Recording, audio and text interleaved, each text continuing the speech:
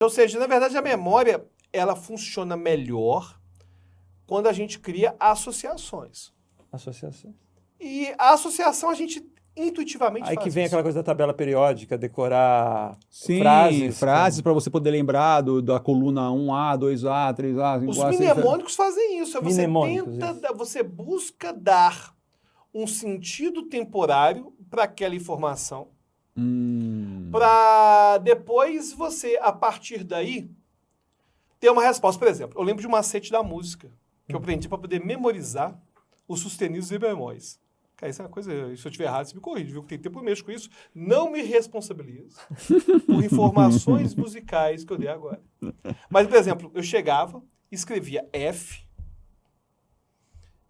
aí eu dava um salto, escrevia G, dava um salto, escrevia A, dava um salto, escrevia B. Depois, do lado do F, preenchia C, pulava, dava o D, pulava o E. Aí, se eu pegasse daqui para cá, eu pegava a ordem de sustenido, de lá para cá, pegava a ordem do bemol. Então, eu começava Si bemol, ou então começava com Fá sustenido, Dó sustenido, para saber as escalas. Mais rapidamente, eu só dar uma olhada na escala de... Nas escalas todas, né? A escala de Dó, Eu Fá. não entendi porque você está falando do espaço entre o Mi e o Fá. Não, pega uma Ou você caneta. está falando Tem uma do caneta que eu te ciclo mostro das aqui. quintas e das quartas? Não, tô falando, pega uma caneta. Pega uma caneta que alguém eu te tem mostro uma aqui agora. Será que a gente consegue aqui Tem uma uma caneta no caneta. estúdio, hein? Tem uma caneta... Ô, Eric, tem uma caneta aí atrás do Eric E aí. depois vê o horário aí, né? Traz aí aqui. Não, já pegou. Será que essa Essa é até caneta- melhor, essa é até melhor. Ó, Que era um macete para saber ordem de sustenido e bemol. Aí o que acontecia? Você está falando do ciclo das quintas e das quartas. Então, por exemplo, eu Fá, chegava... do, sol, ré, lá, mi, si, que é a ordem dos É, sustenidos. exatamente. É que eu pegava aqui, ó. Ficava assim, ó. F, G, A, B. B, C, D, D. E. Entendi. Aí aqui Eu é mostro sustenido, para eles agora. E E aí aqui? pra cá, Sim. é bemol. bemol. Eu nunca pensei assim. Mas o que ele fez é o ciclo das... Daqui é o ciclo das quintas e aqui é o ciclo das quartas. Aí, né? Não vou dar essa aula teórica agora. Não faz sentido. Mas era um macete. São associações. Agora, tem algo importante que eu ia falar para respeito daqui também. Por exemplo, aproveitando esse macete musical, eu não achei que fosse dar um macete musical, não. Mas o que Mas acontece? olha só, Foi tá vendo ótimo, só? hein? Tá vendo Depois só? eu vou explicar. Uma coisa que eu acho interessante é que o mnemônico não substitui o entendimento. O mnemônico é um atalho, mas que eu tenho que ter um entendimento. Então, por exemplo, isso que não substitui eu saber as escalas. Isso que não substitui eu não saber campo harmônico. Pô, tem que saber campo harmônico. Tem que saber as escalas. Não esgota o tema, você só usa um mas artifício. o ponto é que eu estou usando um artifício para eu evocar mais rapidamente aquilo que eu já sei. Porque se você usa mnemônico sem entender, é aquilo que a gente chama de decoreba. Perfeito. E o objetivo desse não é decoreba. É acelerar O que eu já sei. o que eu já sei. Esse é o ponto. Mas eu tenho que saber Pra poder acelerar. como achar as escalas. Tem que saber tal, tom, semitom, tom, E semitom. depois essas coisas convivência suficiente, aquela coisa que você não precisa, já interioriza de um jeito, Já era. que nem saber o nome da minha mãe, etc. Você não precisa de um mnemônico para lembrar o nome da sua mãe. Já é. É pela no seu exposição. cérebro. Pela exposição. Então, É utilizando isso com frequência suficiente, se torna algo natural, né? Só que Claro. você precisa saber como usar. agora eu tenho que saber sobre como que eu faço escala maior, escala menor, como que eu faço campo harmônico, essas coisas, isso não vai substituir. Mas é um atalho cognitivo, porque eu estou Legal. pegando algo que eu ia acabar guardando na força bruta, pela exposição diária, e crio um artifíciozinho Um para lembrar isso mais atalhozinho. rapidamente. Tá. Agora, é um tipo de associação. Aliás, um abraço para o professor Flávio Manuel, me ensinou isso em 92, eu acho, em 93. Ou seja, o macete foi bom, né? Porque eu lembro até hoje. Então, existem técnicas aí, de diversas técnicas de memorização. Né? Sim, agora o importante de falar de memorização, umas coisas interessantes, é que existem princípios de memória, existem técnicas de memória. Os princípios não dependem da técnica. Por exemplo, o maior desafio da aprendizagem se chama transitoriedade. A memória, ela é transitória. Eu vou me guardar, eu vou lembrar daquilo que eu intuitivamente, instintivamente quero muito lembrar. Mas aquilo que instintivamente... E quando eu falo instintivo, estou falando de prazer e dor. aquilo que instintivamente é importante, eu vou acabar lembrando. Por exemplo, coloquei o dedo na tomada. Pô, eu vou lembrar. Porque te causou uma dor. Porque me causou uma dor forte. Agora, música, matemática, não é natural a pessoa instintivamente ter tanta paixão assim para guardar tudo. Às vezes até tem. E quando tem, aquele negócio entra no cérebro numa velocidade inacreditável. Agora, em geral, o problema da transitoriedade é o seguinte: a gente, com o passar do tempo, se esquece daquilo que aprendeu. Ou seja, eu tocava piano no shopping. Não recomendo. Eu era adolescente, aos 14 anos, e eu tocava piano no shopping. Não sei se já fizeram isso, é horrível. É horrível porque ninguém presta atenção, a pessoa tá gritando, enfim. É uma experiência, assim, que eu, como músico, não gostava. Tem gente que não tá nem, não. Mas, coisa que eu não gostava muito, não. Eu teve um dia que eu até peguei uma mesma música, vou ficar repetindo até alguém reclamar. Ninguém repetiu, ninguém reclamou. Ninguém reclamou. Cara, eu fiquei lá no Ronda La Turca, vamos ver, vai ter Ronda La Turca por 4 horas. Cara, eu fui fazendo, cara, ninguém reparou. Fica estudando lá. Que tá bom. E aí, enfim. Mas, enfim. Aí, eu tocava no shopping. Eu tinha um repertório, tipo, de 4 horas de shopping. 3 horas de shopping. Hoje, como eu não continuo treinando, não tenho mais, cara. Não, eu me mato, assim. Não tem, porque a manutenção do conhecimento... Não, dá e uma na música, a raiva. mesma coisa. Dá uma raiva. É uma manutenção árdua. Não, é uma coisa que... Se você vai ver quantas músicas eu já gravei, aí quando eu vou tocar, o pessoal toca aquela, toca essa, que é tanta música que o pessoal já viu, que eu sei, que eu já toquei alguma vez, só que o meu repertório não dá pra manter assim, né? E isso é uma frustração mesmo. Banda de baile, cara, banda de baile, eles têm uma capacidade. Sim, porque o cara vai pegar aquilo e repetir todo final de semana, por um claro, ano, 2 anos, 3 anos. E depende do tipo de repertório, né? Se for um concerto que exige muita técnica, você não vai conseguir ter um repertório tão grande, porque cada repertório, cada peça exige de muito estudo, né? Agora, se você tem um repertório mais de acompanhamento, aí dá pro cara tocar. Não, igual, por exemplo, eu cheguei a ter uma banda de axé. Pela zoeira, pagode. Cara, os acordes é quase sempre a mesma coisa. Ou seja, não tinha essa necessidade que eu tinha com os clássicos. De ficar repetindo. Então, primeiro desafio, isso não tem a ver com técnica de memória, é transitoriedade. Como que eu mantenho isso que eu estou estudando? E o único jeito é repetindo e fazendo. Uma coisa que eu usava na música, e que na aprendizagem também é muito importante, é que tem a ver com princípio. Perceba que eu estou falando primeiro de princípio, não estou falando de técnica. É misturar sentidos na aprendizagem.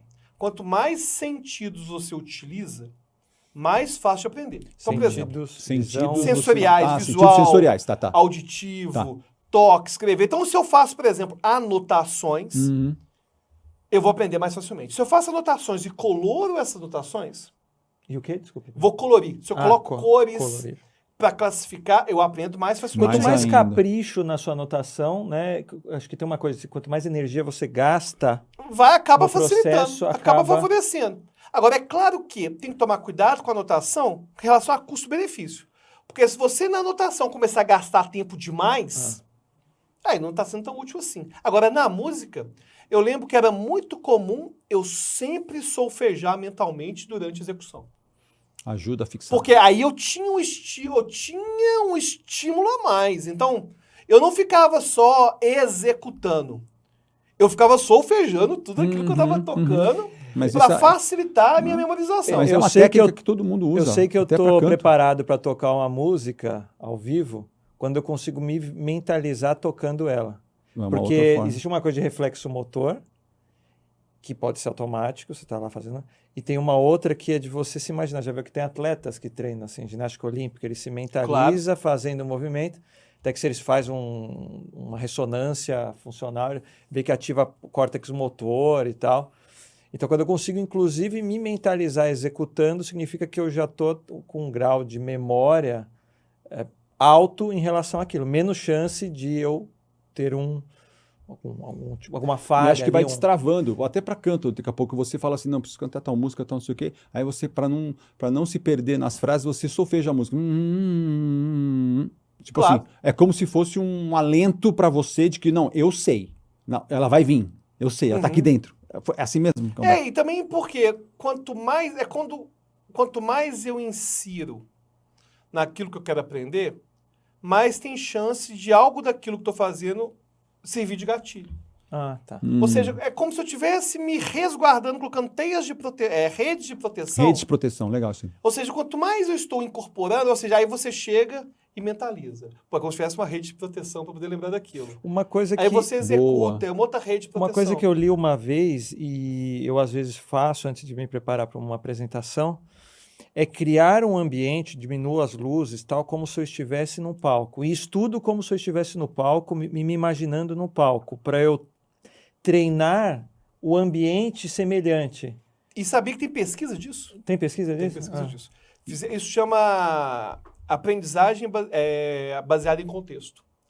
Aí o que aconteceu? Fizeram pesquisa isso há muito tempo, eu não vou saber falar referência bibliográfica agora disso, mas a pesquisa dos anos 40, 50, que pegava alguém, ia para o fundo do mar, com o respirador e tudo mais, e colocava para memorizar uma lista.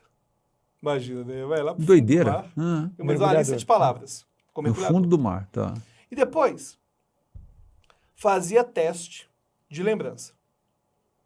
Logo em seguida, fez um teste primeiro fora do mar, para ver quantas palavras ela lembrava. Depois voltou para o fundo do mar, no mesmo lugar que ela memorizou, e fez o teste novo. Ela lembrou de um monte de palavra a mais do que ela tinha lembrado antes. Parece que o ambiente durante a memorização vai te dando pistas e gatilhos que inconscientemente favorecem a lembrança. Então, por exemplo, se eu faço um ensaio mental de estudar para uma prova imaginando que eu estou lá no dia, faz diferença. Se eu, por exemplo, um dia, eu vou ter uma prova que vai ser na minha própria faculdade e eu tenho acesso à sala, eu vou estudar nessa sala que eu vou ser treinado. Faz diferença. Faz diferença, então. Faz diferença. A gente tem evidência de que o ambiente, inconscientemente, vai criando pistas e gatilhos que vão evocar a nossa memória. A memória, ela requer uma coisa chamada gatilho. Gatilho é qualquer estímulo sensorial, visual, que vai me evocar aquilo. Então, quando eu começo, por exemplo, por que eu sei o abecedário? A gente sabe o abecedário. A, depois B, é porque o A é gatilho do B. Mas se você chegar para uma criança e falar assim, o que vem depois do M? Ela não sabe. Ela tem que pegar A, na sequência B, toda. C, Na sequência toda. Agora, se eu chego assim, tá, mas você sabe o alfabeto. O último é Z. E aí? Z, Y, X, W, V, U, T, S, R, Q, P, O, N, V, K, J, I, H, G, E, F, E, D, C, B, A. Pô, a primeira vez que eu já a pessoa falar o abecedário ao contrário, Não tem muita utilidade não, certo? Mas é só para poder... É só para poder exemplificar isso de que você sabe o alfabeto todo, mas não é capaz de falar de trás para frente porque os gatilhos de memória são crescentes. Tá na outra direção, meu gatilho. Inclusive, é comum em música a gente quer pegar, por exemplo, tocar no meio da música. Aí tem que voltar pro início. Tem que voltar pro início porque os gatilhos de memória são sequenciais. Tá. Então, o primeiro ponto é entender que tem que ampliar os gatilhos de memória. Ampliar gatilhos. Não que a gente tenha que aprender a música do meio, certo? Mas é que os gatilhos de memória, quanto mais sentido mas utilizar... eu já vi alguns professores mais antigos recomendando, digamos, você tem que ser capaz de recuperar a música de qualquer parte. Né? E isso aí eu estou criando gatilhos de memória em posições diferentes da música. E é importante ter algum sistema de revisão para manutenção da informação, seja um repertório, seja uma escala. E a música, cara, é especialmente cruel em relação a isso. Eu acho que ela só não é pior que a matemática. Porque a matemática ela é muito cruel em relação a isso. E em segundo, a música. Você pode ter um repertório gigantesco. Se você ficar 3 meses sem executar... Cara, tem música que eu lembro... Eu já toquei isso. Aí, às vezes, eu via vídeo meu tocando, parece com um fantasma. Eu falei, como que eu tava Como tocando? Que eu fiz isso? Como que eu tocava? Que é um esquecimento que a gente tem. Uhum. Agora, além dos princípios, podem ter técnicas específicas. Por exemplo, eu criar algum mnemônico aleatório, tipo esse, ou criar acrônimo. A gente usava muito no colégio, pegar o início. Por exemplo, sequência de balanceamento químico na química. Aí tinha a palavra macho. Metal, carbono, hidrogênio, oxigênio. Ou para poder lembrar de Minha terra tem palmeiras onde canta sabiá. Seno A com seno B, mas seno B com seno A. Que aí seria o seno de A mais B. Ou seja, a gente cria certos mnemônicos e aí alguns são acrônimos. Acrônimos é quando eu pego uma sigla pela inicial. Agora, eu posso também fazer um mapa mental, que é uma anotação que a gente chama de organizador gráfico da informação. Ela não deixa de ser um recurso para memorização. Ou eu posso, por exemplo, fazer um princípio que você comentou lá no início, que é um princípio de associação de ideias. Ou seja, por exemplo, eu tenho que me lembrar de levar o livro para alguém na faculdade no dia seguinte. Eu posso imaginar que esse livro está devorando a porta da minha casa, por exemplo, eu olhar para a porta e lembrar do livro. Para que você se condicione a não esquecer dele. Precisa não esquecer dele. Porque é uma imagem tão forte que eu acabo lembrando. Lembrar dela. Agora, por exemplo, vamos supor que eu vou conhecer alguém que chama João. E esse João, ele é, vamos supor que é um João que eu acabei de conhecer e eu tenho um amigo tenista que é João, por exemplo.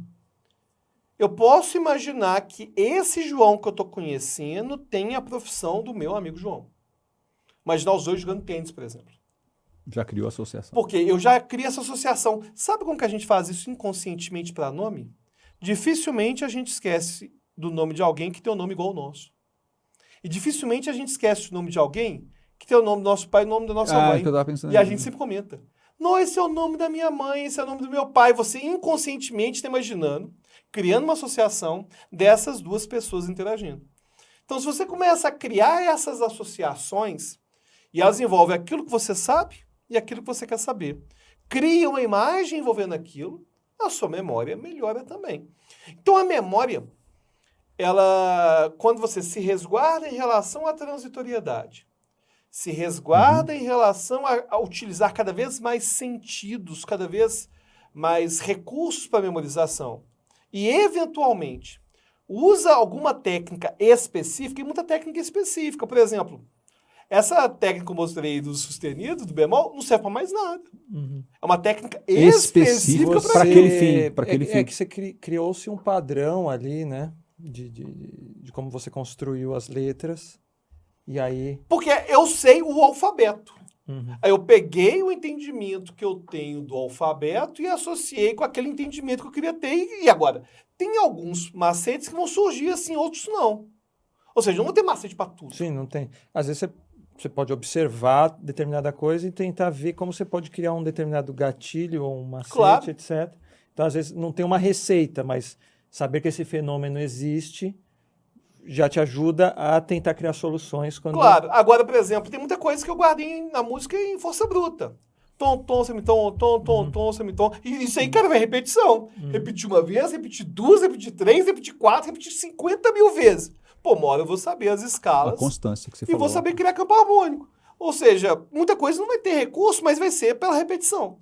Perceba que sem repetição não existe aprendizagem. Tem uma coisa extra interessante. Isso é forte. Envolvendo repetição. Serve para todas as áreas. Para tudo